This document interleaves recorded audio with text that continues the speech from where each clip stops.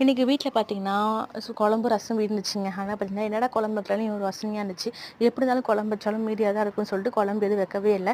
இதுக்கூட adjust பண்ணி சாப்பிடலாம்னு சொல்லிட்டு குழம்பு சூட் பண்ணிட்டு ரசமும் சூடு பண்ணிட்டு தயிர் மட்டும் 3 பாக்கெட் வந்து தாளிச்சாச்சு. தயிர் சாப்பாடு சாப்பிட்டுக்கலான்ட்டு இந்த வெயில் காலத்து தயிர் சாப்பிட்டு நல்லது தானே அப்படின்னு சொல்லிட்டு தயிர் தாளித்து வச்சுட்டோம். குழம்பு பார்த்தீங்கன்னா தட்டைப்பயிறு கத்திரிக்காய் நேற்று குழம்பு அப்படியே மீதி இருக்கு கொஞ்சமாக சாப்பாட்டுக்கு வந்து எங்கள் 4 பேத்துக்குமே சரியாக போயிடும். அப்புறம் ரசமும் சூடு பண்ணி வச்சுட்டு ரசம் தயிர் பண்ணி நல்லா கெட்டியாக வந்து தாளிச்சு போட்டாச்சு. தம்பியும் தயிர் சாப்பாடு சாப்பிட்டோம். நாங்களும் வந்து பார்த்தீங்கன்னா வந்து ஊற்றி சாப்பிட்டுக்குவோம். இதெல்லாம் வந்து வெறும் இதை சாப்பிட்டா நல்லா இருக்காது அப்படின்னு சொல்லிட்டு வெங்காயம் பக்கோடா வந்து அத்தை வந்து செஞ்சுருந்தாங்க. சூப்பராக இருந்துச்சுங்க. பக்கோடா ரெசிபி என்ன சொல்லுங்க, நான் வீடியோவாக போடுறோம். நல்லா மொறு மொறு கிறிஸ்பியாக செம்மையாக இருந்துச்சு.